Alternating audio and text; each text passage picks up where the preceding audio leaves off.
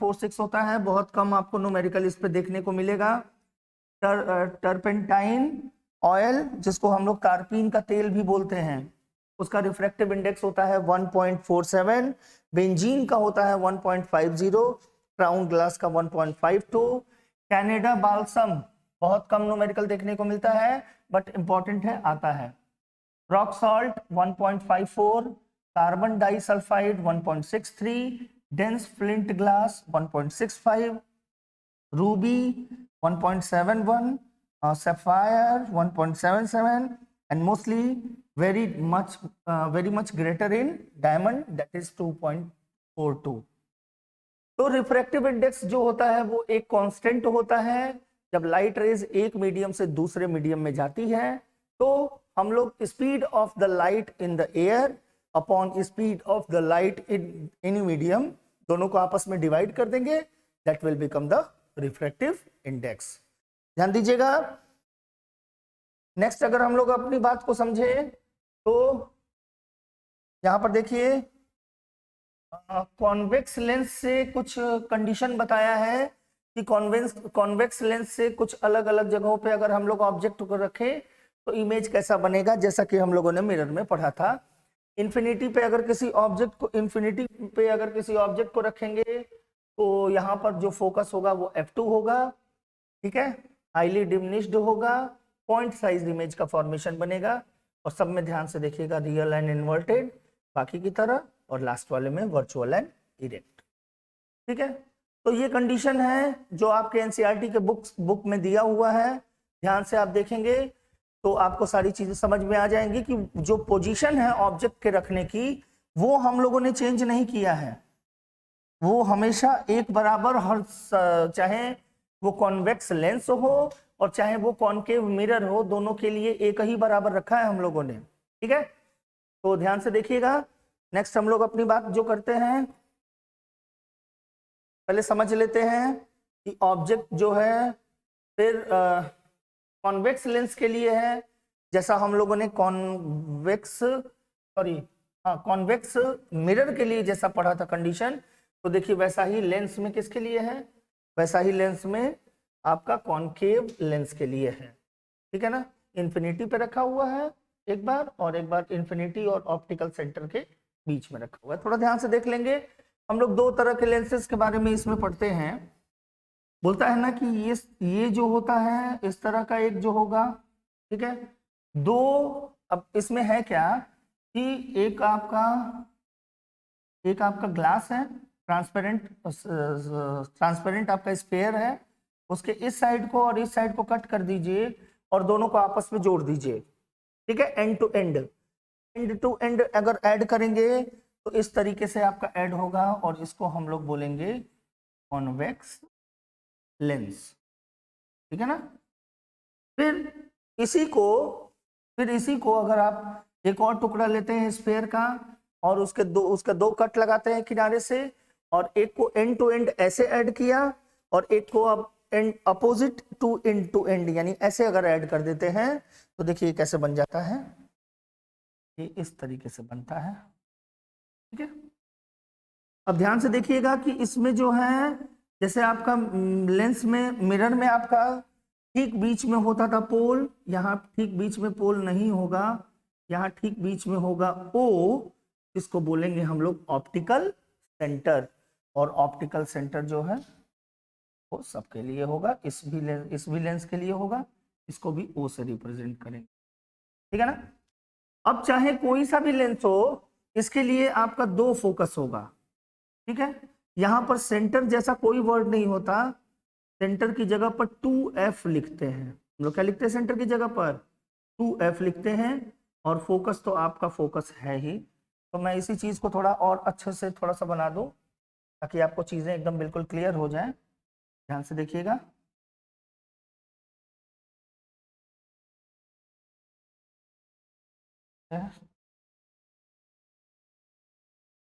यहाँ आपका O होता है। अब देखिए जिधर साइड आप ऑब्जेक्ट को रख रहे हैं उधर ही साइड आपका F1 होगा, फोकस 1, ठीक है। और जिस साइड, अब ये ट्रांसपेरेंट है क्योंकि इमेज जो है इधर से आकर के रिफ्लेक्ट तो होना नहीं है, इसमें क्या होना है, रिफ्रैक्ट होना है तो ऑब्जेक्ट जो है एक साइड के मतलब सेम साइड में नहीं बनेगा, अपोजिट साइड में बनेगा। तो जिधर अपोजिट साइड बनेगा ना उधर की तरफ होगा F2।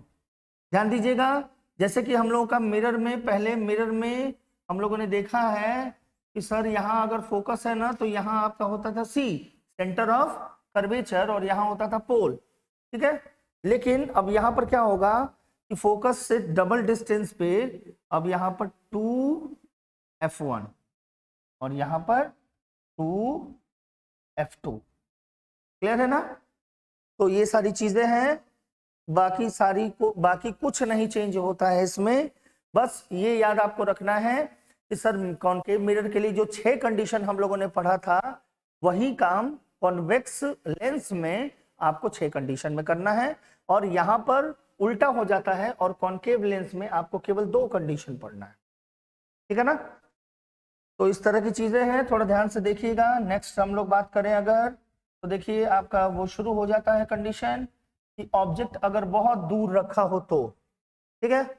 बहुत दूर अगर कोई ऑब्जेक्ट रखा है, हेलो भागो नहीं भाई, ठीक है, देखते हैं। बहुत दूर अगर कोई ऑब्जेक्ट रखा है तो देखिए हमेशा याद रखिएगा कि कॉन्वेक्स लेंस जो होता है ना, कॉन्वेक्स लेंस जो होता है वो लाइट रेज को कॉन्वर्जेंट करती हैं। क्या करती हैं? कॉन्वर्जेंट करती हैं, मतलब कहीं से भी आएंगी तो सबको एक पॉइंट पर लेकर के आएंगी। क्लियर? ओके, तो ध्यान से देखिएगा, सारी रेज प्रिंसिपल एक्सिस के पैरेलल आई, रिफ्लेक्ट होने के बाद क्या हो गई? Non parallel. सेम वही वाला इमेज फॉर्मेशन का रूल है, कुछ भी चेंज नहीं होता है इसमें, ठीक है। बस केवल कुछ नाम और पोजीशन चेंज कर दिए जाते हैं, बाकी और कुछ चेंज नहीं होता, ठीक है ना। तो देखिएगा इसमें जो इमेज बनेगा वो पॉइंट साइज होगा। अब आपके लिए लेंस के लिए बिल्कुल कॉमन सी बात है कि जिधर साइड ऑब्जेक्ट रखा है उधर साइड इमेज का फॉर्मेशन नहीं होगा। तो अगर नहीं होगा तो इसका मतलब ये है कि अपोजिट साइड होगा। अगर अपोजिट साइड होगा तो ये कॉमन सी बात है, इसका मतलब जो इसमें इमेज बनेगा वो कैसा बनेगा? रियल एंड इन्वर्टेड, ठीक है। क्लियर है ना बेटा? एकदम बहुत अच्छी, बहुत मतलब मजेदार है ये। फिर देखिए बियॉन्ड सी अगर कोई ऑब्जेक्ट रखा है, एक रे पैरेलल आई, इधर चली गई, एक ऑप्टिकल सेंटर से होके आई, दोनों एक दूसरे को कट किया। हम लोग पहले भी पिछली वीडियोस में भी समझ चुके हैं, जान चुके हैं कि रेज जब तक कट नहीं तब तक कोई काम नहीं, ठीक है ना। तो रेज यहाँ पर कट किया और देखिए ऑब्जेक्ट यहाँ पर फॉर्मेशन हो गया, ठीक है। तो ध्यान दीजिएगा, एक U है, एक V है और एक, क्लियर? ओके, चलिए ध्यान देते हैं अगर, तो दूसरा कंडीशन है। अब देखिए ऑब्जेक्ट जो है, पिछले में हम लोगों ने देखा था ना कि C पे कोई ऑब्जेक्ट रखा है मिरर के केस में, तो ऑब्जेक्ट जो है रियल और इन्वर्टेड बनता था और C पे ही बनता था। तो यहाँ पर तो C तो है नहीं, C is converted into 2F। तो यहाँ देखिए ऑब्जेक्ट रखा है, एक रे पैरेलल आती है, एक ऑप्टिकल सेंटर से होके आती है। तो 2F1 का अगर कोई ऑब्जेक्ट रखा होगा उसका इमेज कहाँ बनेगा? 2F2 पे बनेगा। सेम साइज है, देख लीजिए एकदम कोई खास डिफरेंस नहीं है। फिर अगर कोई ऑब्जेक्ट 2F1 और F1 के बीच में रखा हुआ है तो ध्यान से देखिएगा, एक रे पैरेलल आती है, फोकस से होते हुए आगे बढ़ जाती है, एक ऑप्टिकल सेंटर पे आती है, दोनों एक दूसरे को यहाँ पर मीट करती हैं, लाइन ड्रॉ कर देते हैं, दैट बिकम्स द ऑब्जेक्ट। तो ऑब्जेक्ट इतना छोटा, इमेज इतना बड़ा, तो इमेज कैसा होगा? इनलार्ज होगा। नेचर दोनों का कैसा होगा? रियल और इन्वर्टेड। ध्यान दीजिएगा। नेक्स्ट कंडीशन है, मजेदार कंडीशन है। अगर कोई ऑब्जेक्ट जो है फोकस पे रखा होगा तो पैरेलल होकर के नॉन पैरेलल और ऑप्टिकल सेंटर पे होके जाएगा। अब 2 पैरेलल लाइन हो गई। 2 पैरेलल लाइन, हमारे गुरुजी ने बताया था कि सर 2 पैरेलल लाइन ना बेटा हमेशा इंफिनिटी पे मिलती हैं। अब इंफिनिटी ढूंढो, यानी कि इसका मतलब ये है कि ये लाइन जो है वो बहुत कहीं नीचे जाएगा, ठीक है। हम बोर्ड को भी क्रॉस कर देंगे और ये बढ़ता जाएगा कहीं, तो बहुत बड़ा सा एक इमेज का फॉर्मेशन होगा, ठीक है ना। अब ये उल्टा बन गया क्योंकि ये ऐसे होगा, ठीक है ना, ध्यान दीजिएगा। तो अगर फोकस पे अगर कोई ऑब्जेक्ट रखा होगा तो वो आपको उसका इमेज बहुत बड़ा दिखाई देगा, ध्यान देना। फिर नेक्स्ट आपकी जो कंडीशन है, नेक्स्ट बोलता है कि अगर कोई ऑब्जेक्ट फोकस और ऑप्टिकल सेंटर के बीच में होगा तो पैरेलल गई, नॉन पैरेलल हो गई फोकस से होकर के, ऑप्टिकल सेंटर से होके आई। अब ये दोनों जैसे जैसे आगे बढ़ेंगी तो ये इधर जाएगी, ये इधर जाएगी, दोनों के बीच में डिस्टेंस बढ़ता जाएगा। लेकिन अगर पीछे की तरफ बढ़ाएंगे तो ये दोनों आपस में एक दूसरे को मीट करेंगी। तो केवल एक ही इसी कंडीशन में वर्चुअल और इरेक्ट बनता है, जिसमें ऑब्जेक्ट फोकस और ऑप्टिकल सेंटर के बीच में रखा हो। क्लियर है बच्चा? तो इस तरीके से आपने ये देखा। अब ध्यान दीजिएगा कॉनकेव लेंस के लिए, तो कॉनकेव लेंस में देखिए वही सेम चीजें हैं। अब देखिए अगर कोई ऑब्जेक्ट बहुत दूर रखा है तो देखिए उससे रेज आती है और ठीक मिडिल से जाने के बाद ये इधर रिफ्रैक्ट हो जाती है, इधर से जाने के बाद इधर हो जाती है।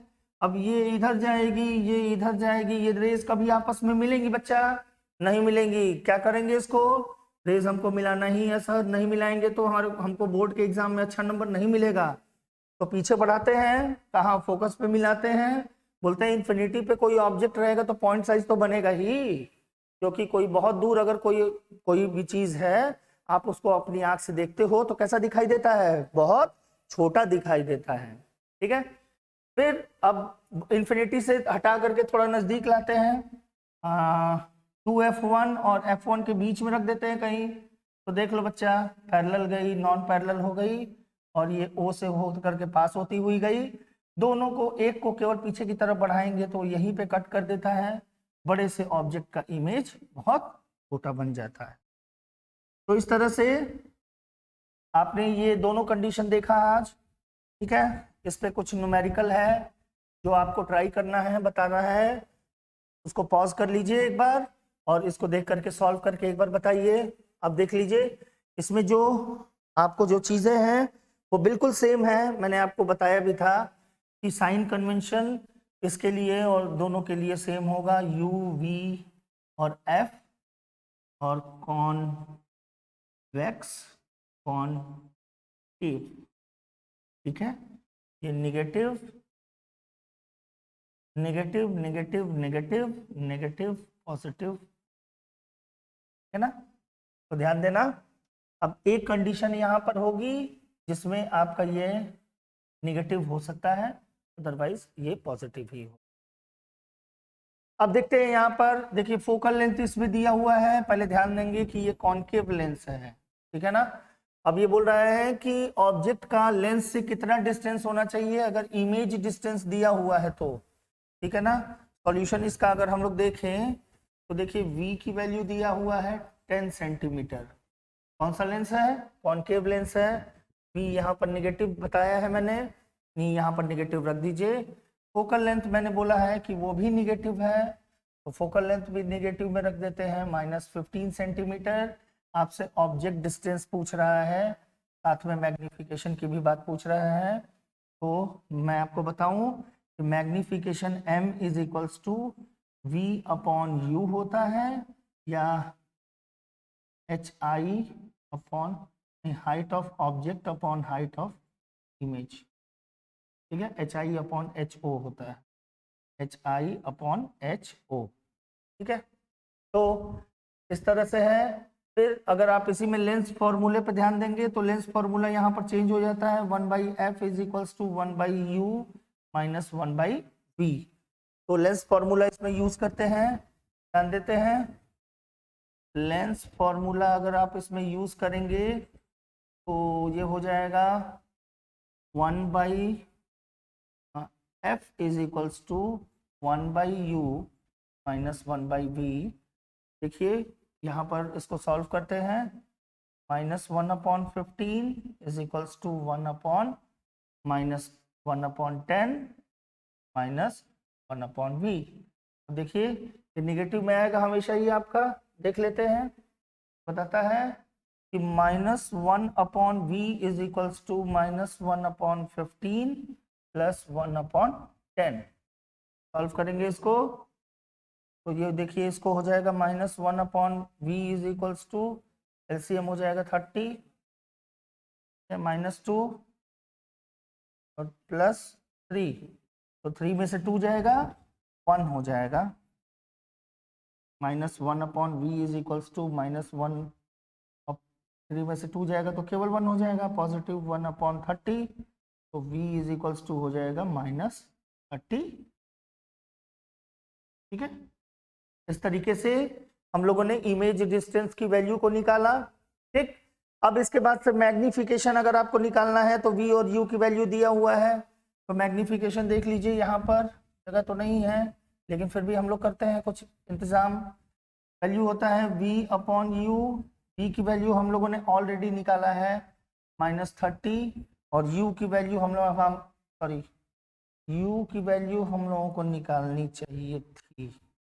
ओके, कोई बात नहीं, तो ये u की जगह पर अगर हम लोग पुट कर लेंगे तो भी वही बात होगी। ठीक है ना, तो हम लोगों ने u की वैल्यू ये कैलकुलेट किया है, ध्यान दीजिएगा, ये v नहीं निकाला है, u निकाला है। ठीक है, तो u की वैल्यू आ गई -30 और v की वैल्यू दिया हुआ है 10, तो यहाँ पर इसको हटा देते हैं, -10/-30, तो ये हो जाएगा आपका 1/3, 1/3 को लिख सकते हैं 0.33, तो मैग्निफिकेशन इसका कितना होगा, 0.33। ठीक है, तो इस तरह के न्यूमेरिकल आपको एग्जामिनेशन में, प्रैक्टिस एग्जामिनेशन में अपीयर होने के लिए बहुत सारे प्रैक्टिस करने पड़ते हैं। घर पे इनका मैक्सिमम टू मैक्सिमम आप प्रैक्टिस कीजिएगा, तभी आपको चीजें समझ में आएंगी। ठीक है बच्चा, ठीक है, इसमें एनसीईआरटी में एक और एग्जाम्पल है, आप इसको चेक करिएगा। ठीक है, अभी जो है हम लोग बात करते हैं, ठीक है, थोड़ा सा ध्यान दीजिएगा इसमें। ओके, हम लोग बात करेंगे ना पावर ऑफ द लेंस की। ठीक है, जो आपके एनसीईआरटी का लाइट का लास्ट टॉपिक है। ठीक है, थोड़ा सा बस ध्यान दीजिएगा पावर ऑफ द लेंस में। इसमें बताता है ना कि पावर जो होता है, power P is equals to 1/f के बराबर होता है, जहां पे फोकल लेंथ जो होगा वो किस में मेजर करेंगे, मीटर में मेजर करेंगे। अगर इसी चीज को आप फोकल लेंथ अगर सेंटीमीटर में दिया है तो पावर इज इक्वल्स टू आप 100/f कर दीजिए, जहां f आप सेंटीमीटर में ले सकते हैं। अब ये क्या है, ये किस लिए दिया है, तो मैं आपको बताऊं ना कि एक साथ बहुत सारे लेंसेज को अगर हम लोग लगा लेते हैं, ठीक है, अगर मान लीजिए एक साथ बहुत सारे लेंस को हमने कनेक्ट कर लिया, तो इसके बाद जो कॉम्बिनेशन ऑफ द लेंस होगा उसका पावर कैसे, उसका पावर कितना होगा, ये हम लोग कैलकुलेट करते हैं P is equals to 1/f या 100/f से। ठीक है ना, तो याद रखिएगा कि पावर का जो यूनिट होता है ना, यूनिट ऑफ द पावर जो होती है वो हमेशा वो डायोप्टर होती है। क्या होता है, डायोप्टर। ठीक है, या इसी को हम लोग केवल D लिखते हैं। ओके, D फॉर ओके, बचपन में बहुत सारी चीजें हम लोगों ने पढ़ी है। D फॉर, कभी भी अगर आपसे कोई पूछता है ना तो D फॉर कौन याद आता है, D फॉर डॉग। तो यहाँ D फॉर डॉग नहीं होगा, यहाँ D फॉर डायोप्टर होगा। ठीक है, क्लियर है बच्चे। तो इस तरह से हम लोगों ने लाइट चैप्टर को आज खत्म कर लिया है।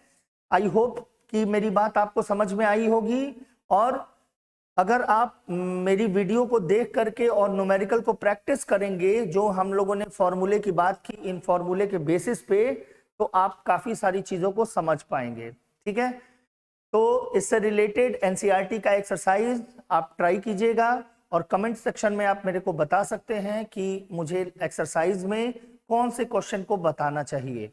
ठीक है, वैसे नेक्स्ट टाइम में हम लोग जो बात करने वाले हैं फिजिक्स में, वो रिफ्रैक्शन ऑफ, मतलब ह्यूमन आईज के बारे में हम लोग बात करेंगे, और बहुत ही मजेदार चैप्टर है जिसके बारे में हम लोग बात करने वाले हैं। तो आज के लिए केवल इतना ही, फिर हम अपनी नेक्स्ट वीडियो में मिलेंगे। तो आज अभी हमें अलविदा दीजिए। Thank you so much class.